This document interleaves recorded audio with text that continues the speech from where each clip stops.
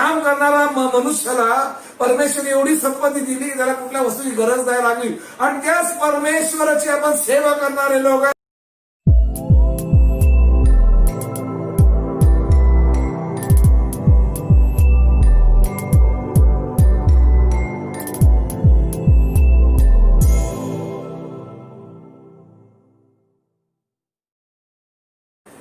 याचा अर्थ हे नाही की आपण पैशासाठी प्रभूला त्यागावा, परमेश्वराच्या वचनाला त्यागावा, सगळं सोडून द्यावं. तर आपण जे पण कमवणार आहे, वचनामध्ये गेला, जे काय कमवतात त्याच्यामध्ये संतुष्ट व्हा. जे काय कमवतात त्याच्यामध्ये संतुष्ट व्हा. जर आपण त्याच्यामध्ये जर संतुष्ट आहे तर मोठा लाभ आहे वचनामध्ये लिहिला आहे.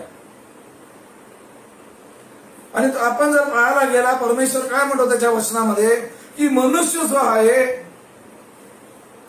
भाकराने जगणार नाही. म्हणजे भाकरच नाही, परमेश्वराचे हरेक वचन जे आहे त्याच्याने मनुष्य काय त्याचं जीवन जगलं पाहिजे.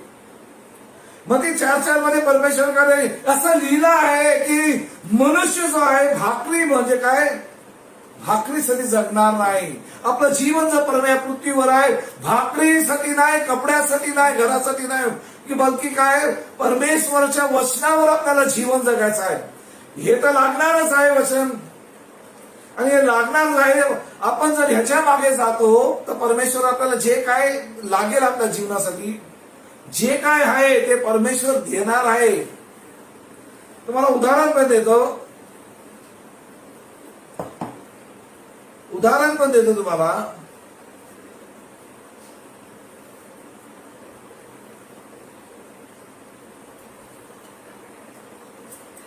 का वचनामध्ये सांगतं की ज्या पैशाच्या मागे, म्हणजे कोण धावतो मध्ये ज्याला पैशावर प्रेम करू नका. वचनामध्ये की आपलं जीवन जे आहे पैशाच्या प्रेमापासून, ज्या पैशाचा लोभापासून आपण लांब राहायला पाहिजे. आपण याच्यापासून आपण लांब राहायला पाहिजे.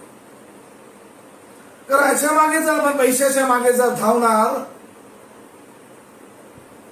पैशाच्या मागे जो पण मनुष्य धावतो, पैशाचा कमवतो, पण पैशाबरोबर अजून त्यांची इच्छा पण वाढत राहणार.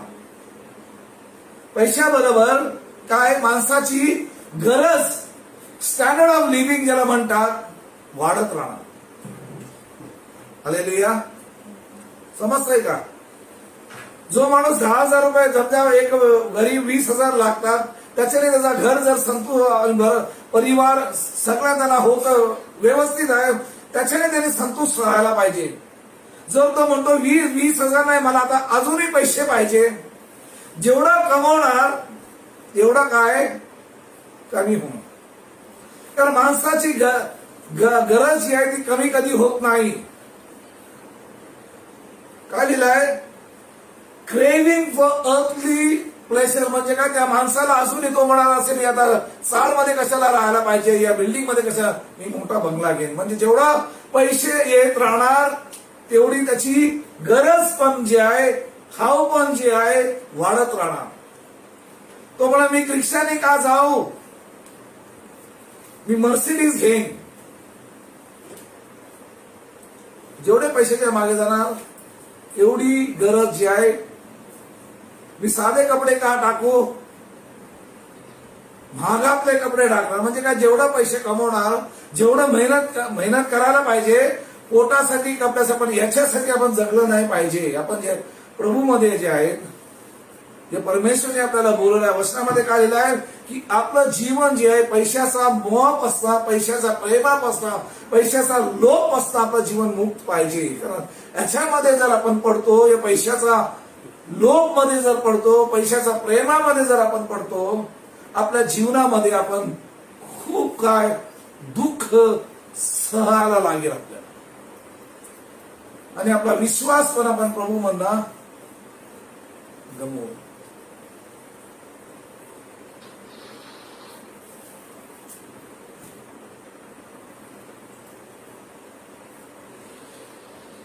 तिमोथीमध्ये काय लिहिले, जे काय तुम्हाला मिळतं, म्हणजे जेवढं काय आपण कमवतो त्याच्यामध्ये संतुष्ट राहण्याचा प्रयत्न करा.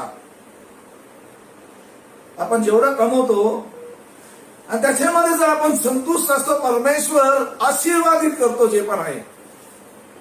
हालेलुया. आपण जर इस्रायलकडे जर पाहिलं, इस्रायलकडे परमेश्वर त्यांना रानातून आणताना त्यांच्या जीवनामध्ये कुठलीही वस्तूची त्यांना कमी नाही पडली, ना जेवणाची कमी पडली, ना त्यांना कपड्याची पडली, ना त्यांना चपलाची पडली, कुठल्याही गोष्टीची त्यांना कमी पडली नाही, कारण परमेश्वर त्यांच्या बरोबर होता. हालेलुया. आणि तोच परमेश्वर बोलतोय, मी पण तुमच्या बरोबर आहे. हालेलुया. जेव्हा पण परमेश्वर आपल्या बरोबर आहे, माणसाला जीवनामध्ये कशाच्या मागे धावला पाहिजे माहित आहे? परमेश्वरच्या मागे. तर आपण जेवढं काय कमावणार आहे, जेवढं काय आपण बंगला जरी घेतला, मर्सिडीज, एक दिवस येईल की सगळं इकडे सोडून जावं लागेल आपल्याला. वचनामध्ये नग्न मी आलो आणि नग्नच मी जाणार. हालेलुया. आणि आपण जर पैसा जर मनुष्य कमवतो, मी तुम्हाला सांगतो, पैसा जर खूप कमवतात, येशू म्हणतोय की संपत्ती तुम्ही पृथ्वीवर जगू म्हणजे जमा करून ठेवू नका. म्हणजे जमा करून का सांगतो? कारण तो काय सांगतो? Moth and rust and worm consume where thieves breaking and steal. म्हणजे चोर जे आहे, काय पैसे जेवढे जमवून ठेवणार ते राहणार नाही. तुम्ही घेऊ शकता वचन मत्ती 6 अध्याय वचन 19 आणि 20 वाचून घेऊया आपण. मत्ती 6 अध्याय वचन 19 आणि 20 काय वचनामध्ये आपण पाहूया. पृथ्वीवर आपल्यासाठी संपत्ती साठवू नका, तेथे कसर व जंग खाऊन नाश करतात आणि चोर घर फोडून चोरी करतात. तर स्वर्गात आपल्यासाठी संपत्ती साठवा, तेथे कसर व जंग खाऊन नाश करत नाही व चोर घरफोडी करत नाही व चोरीही करत नाही. हालेलुया. काय लिहिला तिथे? की आपली संपत्ती कुठे असली पाहिजे? स्वर्गात. स्वर्गात. मोठं घर जर बांधायचं आहे तर कुठे बांधलं पाहिजे? स्वर्गात. कारण आपण या पृथ्वीवर जे आहे, आपण या पृथ्वीवर जे आहे, काय क्षणासाठी आहे, काय वेळासाठी आहे, 50 वर्ष, 60 वर्ष, या 70 वर्ष, त्याच्यावरती नाही, या 100 वर्ष, या 120 वर्ष. संपत्ती जे पण आहे आपल्या जीवनामध्ये स्वर्गामध्ये, कारण तिथे कोणच चोरी करू शकणार नाही, नाही त्याला जंग लागणार नाही, त्याला कोण घेऊन जाऊ शकतो. कारण जिथे संपत्ती आहे तिथे आपला जीव असेल. या पृथ्वीवर जर आपण संपत्ती म्हणून ठेवतो तर आपला जीव पण इकडे लागेल. हालेलुया. हालेलुया.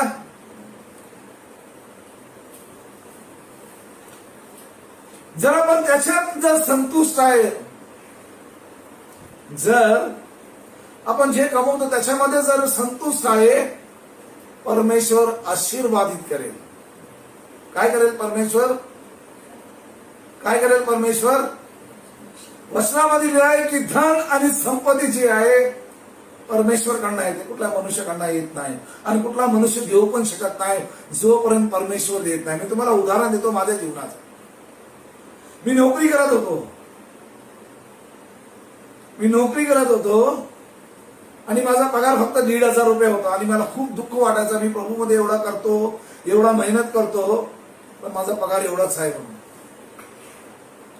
माझा पगार जो आहे, मी तुम्हाला सांगतो, जिथे काम करत होतो पिऊन पेक्षा पण मला कमी पगार देत होते. किती? पिऊन पेक्षा पण मला कमी पगार. पिऊनचा जर 500 रुपये वाढत होता, माझा 300 रुपये वाढत होता, पण मला वाईट वाटायचं. पण मी जाऊन कधी शेठला बोललो नाही. एक दिवस असा आला जेव्हा परमेश्वर पाहतो की आपण पैशाच्या मागे धाव घेणारे लोक आहेत, याची सेवा करणारे लोक आहे. ऐकून घ्या, परमेश्वरने काय केलं पहा. मला जे 1500 रुपये होते 1800 रुपये झाले. बरोबर आहे. परमेश्वराने त्याचा हृदय असा स्पर्श केला की 1500 जे माझे 1800 रुपये दुसऱ्या वर्षी त्यांनी सरळ मला किती दिले? 1200 रुपये इन्क्रीमेंट. त्याच्यानंतर मला दिले 3, म्हणजे पुढच्या वर्षी अजून 3000, म्हणजे 3000चा पगार माझा 6000 झाला. आणि 6000 पगार जो होता ते 12000 झाला पुढच्या वर्षी. त्याने अजून डबल इन्क्रीमेंट दिली. 12,000चा पुढच्या वर्षी अजून किती केले त्यांनी? 24,000 केले. ज्याला परमेश्वर ज्याला द्यायचा आहे त्याला कोण थांबू शकत नाही. कारण ऐकून घ्या, पैसे जो आहे, संपत्ती जे आहे, धन जे आहे, परमेश्वरकडे नाही, कुठल्या मनुष्याकडे येत नाही. आणि परमेश्वरच सामर्थ्य देतो पैसे मिळवण्यासाठी. घेऊया आपण एक वचन वाचूया. ड्यूट्रॉनॉमी 8 अध्याय वचन 18 वाचा. किती अनुवाद? 8 अध्याय, ड्यूट्रॉनॉमी 8 अध्याय वचन 18. त्यामध्ये काय लिहिलं आहे? But you shall earnestly remember the Lord your God, for it is you gives you the power to get wealth, that he may establish his covenant which he swore to your fathers as it is day. पण तू आपला देव परमेश्वर ह्याचे स्मरण ठेव, कारण त्याने तुझ्या पूर्वजांशी शपथपूर्वक केलेला करार कायम राखण्यासाठी तोच तुला आजच्या प्रमाणे धनप्राप्ती करून घेण्याचे सामर्थ्य देत आहे. काय? कुठला सामर्थ्य देणार आहे? धन प्राप्त करण्यासाठी. धन प्राप्त करण्यासाठी कोणाकडनं येतं? कुठल्या मनुष्याकडनं येत नाही.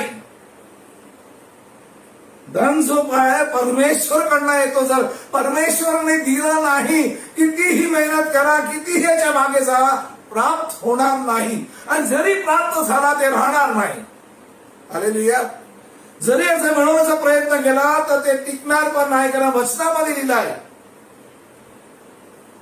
काय पाहतो आपण 8:18 मध्ये? की तो परमेश्वर जो आहे तो सामर्थ्य देतो धन प्राप्त करण्यासाठी. आणि जे पण मिळणार आहे, जे पण देणार आहे ते परमेश्वरकडनं आहे. जे काय परमेश्वरकडनं नाही त्याच्या मागे किती पण धावा, नाही मिळणार. म्हणून वचनामध्ये लिहिलं आहे की आपलं जीवन जे आहे म्हणजे पैशाचा प्रेम या पैशाच्या लोभापासून लांब राहायला पाहिजे. जे पण आहे त्याच्यामध्ये संतुष्ट राहा. जे पण आहे त्याच्यामध्ये वचनामध्ये काय लिहिलं आहे? संतुष्ट राहा. अजून एक तुम्हाला आपण पाहूया वचनामध्ये घेऊन, त्याच्यानंतर पुढच्या आपण या शिक्षणावर पुढे जाऊया. सॉलोमन होता. सॉलोमन, दाऊदचा मुलगा कोण? सॉलोमन होता. जेव्हा तो राजा बनला, ऐकून घ्या, जेव्हा तो राजा बनला आणि जेव्हा त्याला परमेश्वराची सेवा करायची होती, त्याने परमेश्वर त्याला राजा म्हणून का निवडला? म्हणून त्याला इच्छा होती मंदिर बांधायची, त्याला इच्छा होती परमेश्वराची सेवा करण्याची, लोकांची सेवा करण्यासाठी. त्यांनी परमेश्वरकडनं काय मागितलं? एक राजा जो आहे त्याला काय पाहिजे असतं? त्याला धन पाहिजे असते, त्याला संपत्ती पाहिजे असतं, त्याला सोनं पाहिजे असतं, त्याला चांदी पाहिजे असते, त्याला त्याचं नाव मोठं पृथ्वीवर व्हावं, त्याच्या नावाने घाबरणे, त्याच्या नावाने भय असलं पाहिजे, हे त्याला पाहिजे असतं. की राजाला अजून काय पाहिजे? मान सन्मान मिळाला पाहिजे, हे सगळं त्याचा पाहिजे. पण हे त्याने न मागितलं. हे त्यांनी मागितलं नाही. कोणी? त्या राजाने, सोलोमननी परमेश्वरकडनं हे मागितलं नाही. त्यांनी काय मागितलं? परमेश्वरकडनं काय मागितलं? 2 इतिहास काढूया. वचन आहे, त्यांनी काय मागितलं परमेश्वरकडनं? मला बुद्धी आणि मला समज दे तुझ्या लोकांची सेवा करण्यासाठी. काय मागितलं परमेश्वरकडनं? मला तुझी सेवा करायची आहे, तुझ्या लोकांची सेवा करायची आहे, तुझं राज्य वाढवायचं आहे. मला काय दे प्रभू? मला बुद्धी दे आणि मला समज दे. काय मागितलं परमेश्वरकडनं? बुद्धी आणि मला समज दे. परमेश्वरने त्याला काय दिलं? बुद्धी आणि समस्त दिलं. 2 इतिहास 1 अध्याय वचन 10 ते 12 वाचूया. त्याच्यानंतर पुढच्या रविवारी कंटिन्यू करूया. या प्रजेसमोर वर्तण्यास मला आता चातुर्य व ज्ञान दे. तुझ्या एवढ्या मोठ्या प्रजेचे शासन कोणाला करता येईल?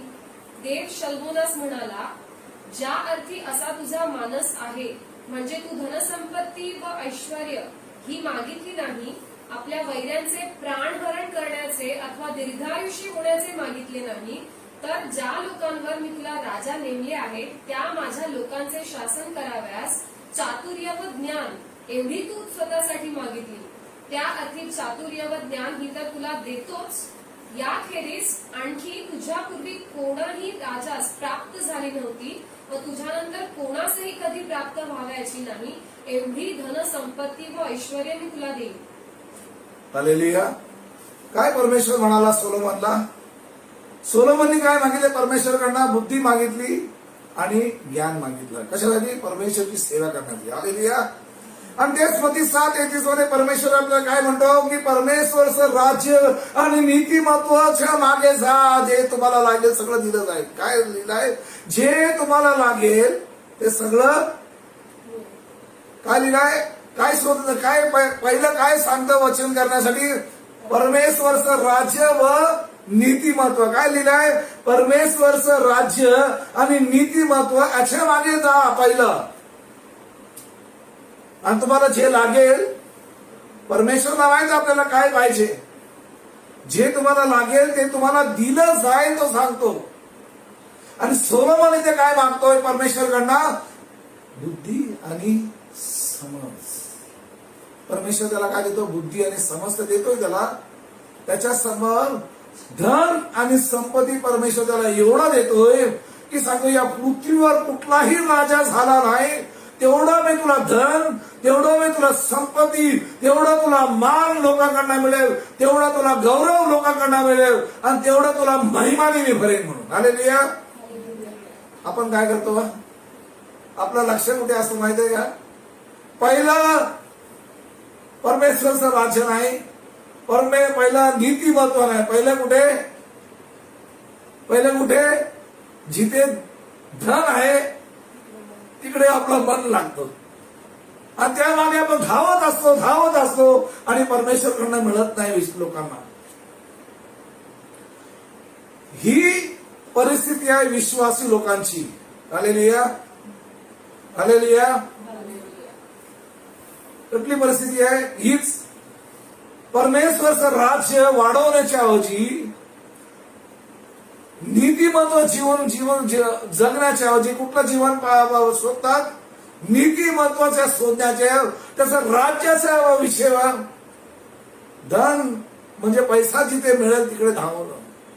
जे परमेश्वरकडनं नाही, जे परमेश्वरने दिलं ना त्याच्या मागे जर धावलं तर आशीर्वाद नाही. कारण वचनामध्ये काय लिहिलं आहे? पैसा धन संपत्ती जी आहे कोणाकडनं येतं? परमेश्वरकडनं येतं. परमेश्वर त्याच्या लोकांना देतो. परमेश्वरची कधी पण इच्छा नाही त्याच्या लोकांनी गरीब राहावं.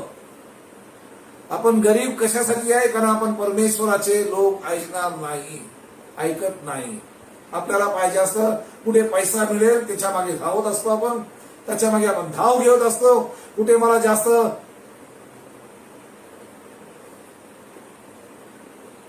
यासाठी आपण तिकडे चाललो. पैसा परमेश्वरकडनं नाही येत आपल्याला. एक इतिहास वचन 29 मध्ये जर तुम्ही पाहिलं त्याच्यामध्ये स्पष्ट लिहिलंय की संपत्ती पैसा जो आहे परमेश्वरकडनं येतो, परमेश्वर त्याच्या लोकांना देतो. जर परमेश्वर देतो मग का गरीब राहावं? का तो सांगतो ते ऐकत नाही? परमेश्वर जो सोलोमनला देऊ शकतो, परमेश्वरने अब्राहमला दिला. त्याच्यासारखा या पृथ्वीवर कोण राजा नव्हता. अब्राहमने जाऊन मेहनत केली नाही पैसा कमवण्यासाठी. जेकब या इस्रायल कुठलीही त्याच्याकडे संपत्तीची कमी नव्हती. एक काम करणारा मनुष्याला परमेश्वरने एवढी संपत्ती दिली त्याला कुठल्या वस्तूची गरज नाही लागली. आणि त्याच परमेश्वराची आपण सेवा करणारे लोक आहेत. जर त्या परमेश्वराची आपण जर सेवा करणारे लोक आहेत मग आपली दशा बघा का? कारण वचनामध्ये काय लिहिलं की संतुष्ट राहा. जे कमवतं त्याच्यामध्ये संतुष्ट राहा. तर परमेश्वर हृदय पारखणार आहे. तो हृदय तो पाहणार किती त्याला माझा राज्याचा शोध करतोय. त्यावेळी मला जर 1,500 पगार त्याच्यानं माझा घर चालत नव्हता. एवढा लोन होता. घर फक्त 10-12 दिवस 15 दिवसच चालायचं. त्याच्या पुढे माझा घर चालत नव्हता. पण परमेश्वराने सगळं काय बदललं. एक चाळमध्ये एक भाड्यामध्ये राहणारा आज मी मोठ्या घरामध्ये राहतो. तुम्हाला वाटतं एवढं मोठं घर घेतलंय माझ्या पैशाने घेतलंय? लोकांना म्हणजे तुम्हाला काय वाटतं, मी कमवले आणि मोठा घर घेतला, हे सगळं परमेश्वराचं आहे, माझं काही नाही याच्यामध्ये. हालेलुया. एवढं जर घर जर बघताय, सगळं जे आहे सगळं परमेश्वरकडनं आहे. जेव्हा काही नव्हतं, विचार करा, एक लग्न करून आलेला परिवार, नवरा बायको त्यांच्याकडे फक्त जेवण्यासाठी 10 दिवस आहे, बाकी पैसा नाही, घर चालू शकत नाही. जर त्या मनुष्याला जर मला जर परमेश्वर आशीर्वाद करू शकतो, तोच परमेश्वर तुम्हाला आशीर्वाद करेल. हालेलुया. काय करावं लागेल त्यासाठी? परमेश्वराचं राज्य आणि नीतिमत्व शोधण्याच्या मागे लागा, पैशाचा मागे लागू नका. म्हणून वचनामध्ये दिलेलं आहे की तुमचं जीवन जे आहे पैशाचा लोभापासनं, पैशाचा प्रेमापासनं दूर ठेवा. काय? पैशाचा लोभ, या पैशावर प्रेम, याच्यापासून लांब ठेवा. जेव्हा आपण लांब ठेवतो आपलं जीवन याच्यापासून, आणि आपण आपला प्रेम परमेश्वरवर करतो, त्याचा राज्यावर जर आपण शोधतो, परमेश्वर निश्चित आणि नक्की आशीर्वादित करेल. हालेलुया. हालेलुया. हालेलुया. हालेलुया. पुढचा शिक्षण आपण पुढच्या रविवारी कंटिन्यू व्हायच्या, पुढचा आपण करूया. सगळे उभे राहूया. जसं सोलोमनने परमेश्वरचं राज्य शोधण्याचा निर्णय केला, परमेश्वरने त्याला आशीर्वादित केला. जर तो परमेश्वर जर राजाला का सोलोमनला आशीर्वाद, राजा दाऊदकडे कुठलीही वस्तूची कमी नव्हती, संपत्ती काय सोना चांदी कुठलीही कमी नव्हती, तरी परमेश्वरने त्याला अजून दुग्न दिलं. परमेश्वरने अब्राहमला दिलं. परमेश्वरने जो इस्रायल जो होता, जेकब जो होता, लबानकडे काम करतो, त्याला परमेश्वर जर आशीर्वादित करून भरपूरता करतो, तो तुम्हाला करणार नाही का? त्याला कुठली गोष्ट अशक्य नाही. त्या परमेश्वराला कुठलीही गोष्टाची कमी नाही, अशक्य नाही. तो जेव्हा करेल, जेव्हा मी त्याचं राज्य शोधीन, जेव्हा मी माझ्या अंतःकरणामध्ये पैशाचा लोभ नाही,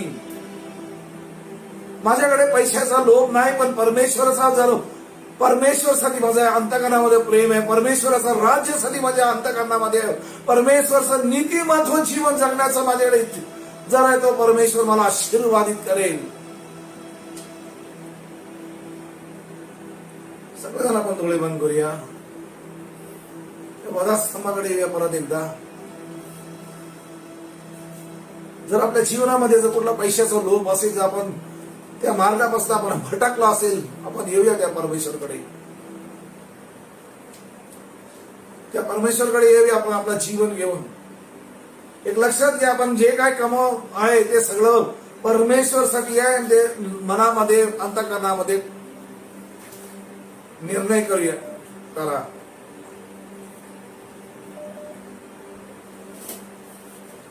तसं आपण त्या वधास्तंभाकडे येतो, आपण आपले पाप घेऊन पश्चाताप करूया आपल्या पापासाठी,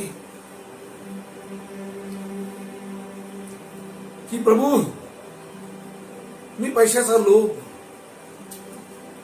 या पैशाच्या मागे धावत गेलो, आणि किती वेळा आपण पैशासाठी, बाकी लोकांसाठी, नातेवाईकांसाठी आपण परमेश्वरला सोडून देतो, प्रार्थना सोडून देतो. आपण आपल्याला वाटतं या वस्तूची गरज नाही,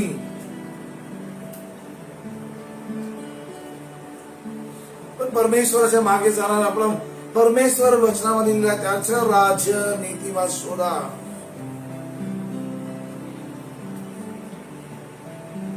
जर तो परमेश्वर माझ्या जीवनामध्ये एवढा आशीर्वादित करू शकतो, तो तुम्हाला करणार नाही का?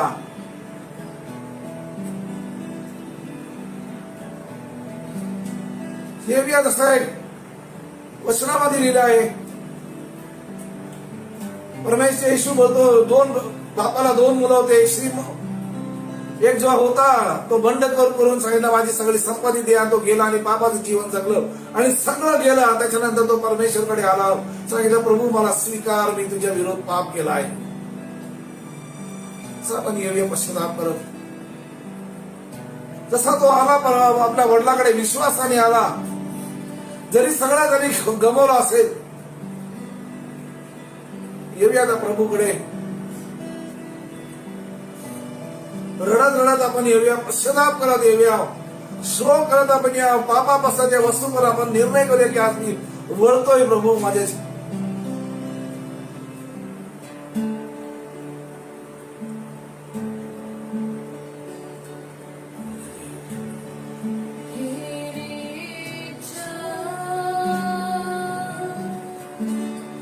पूरी हो जाए हाथों में तेरे जीवन है ये मैं मीठी हूँ तू है कुमार मुझको बुला मुझको बना तेरी इच्छा पूरी हो जाए हाथों में तेरे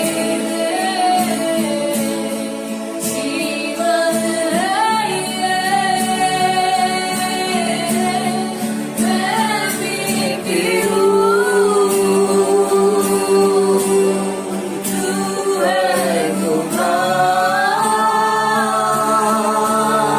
मुझको उठा मुझको बना अपनी मर्जी से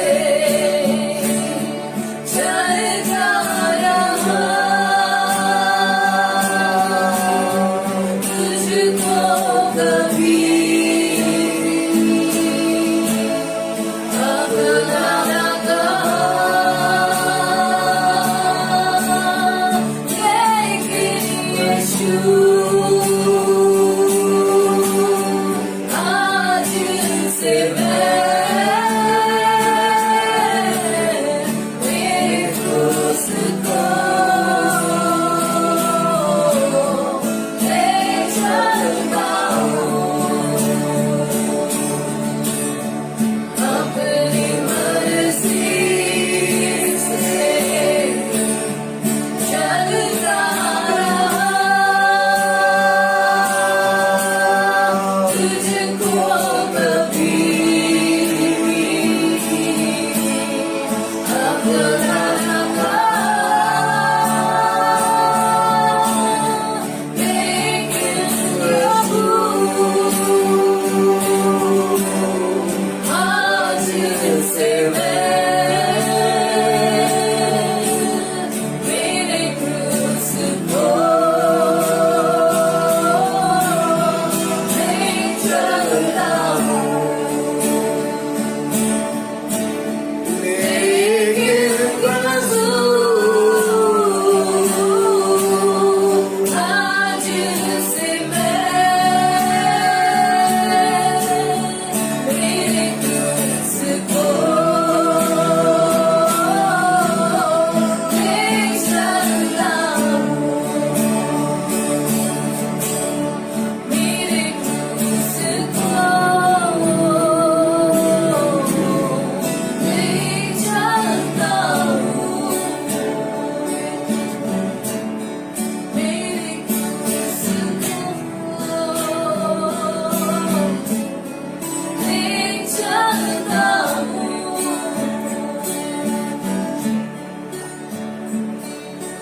असा आपण डोळे बंद करून आहे त्या परमेश्वरकडे जर आपण जर भटकलो असेल पश्चाताप करायला त्या परमेश्वरकडे येऊया.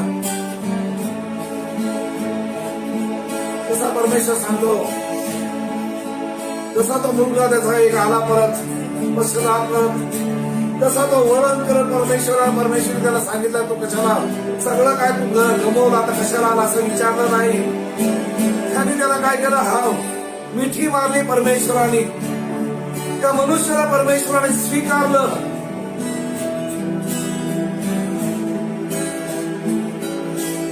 तसा परमेश्वर आपल्याला स्वीकारेल. जरी मी भटकलो असेल जरी मी त्या मार्गातून गमावलं असेल, तर त्या मार्गातून मी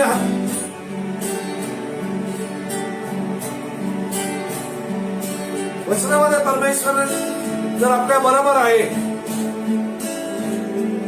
जर त्याने पृथ्वी बनवली, आकाश बनवलं, समुद्र बनवलं, मनुष्याला बनवलं, त्याला कुठली गोष्ट अशक्य आहे?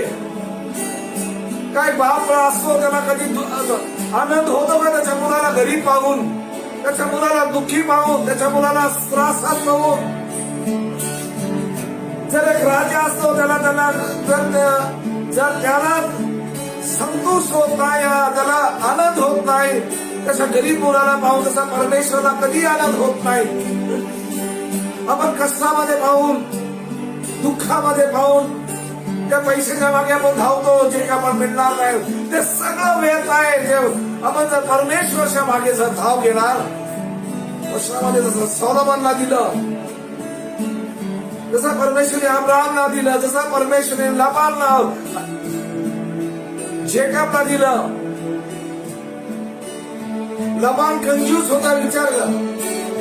लबान जो होता कंजूस होता, त्याला काही द्यायचं नव्हतं जेकबला.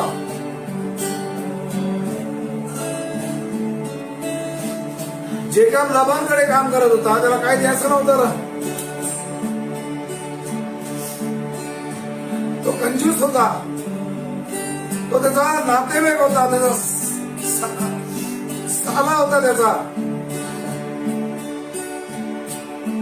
त्या बायकोचा नवरा, जेकबचा बायकोचा नवरा होता लाबान, तरी तो त्याला काय द्यायला तयार होता. तशा माणसाला परमेश्वराने बदललं आणि त्याला जेकबला द्यायला लावला. परमेश्वरला कुठली गोष्ट अशक्य नाही. आपण जर मेहनत केली असेल आणि कुठले जर कोण जर देत नसेल, परमेश्वर द्वार उघडेल आणि द्यायला लागेल. परमेश्वरला कोणाचा मन बदलायला, हृदय बदलायला वेळ लागत नाही. फक्त एवढा आहे, आपण निश्चय करा की माझं जीवन जो आहे, पैशाचा लोभ नसता, पैशाचा प्रेमात नसता, लांब ठेवणे. आणि आत्मध्ये जे प्रेम पाहिजे फक्त परमेश्वरासाठी, परमेश्वराच्या वचनासाठी, आणि जीवन जे जगणं आहे परमेश्वराच्यासाठी. पैशाने आपल्याला काय सुख, आनंद काही मिळत नाही. फक्त याच्याने आपली वस्तू जी आहे या पृथ्वीवर, जेवण, खाणे, पिणे, कपडे, राहणे, ह्यासाठीच आपले गरजेचे पूर्ण करतात. ज्याच्याकडनं येणार आहे त्याच्याकडे मन लावा, परमेश्वरकडनं.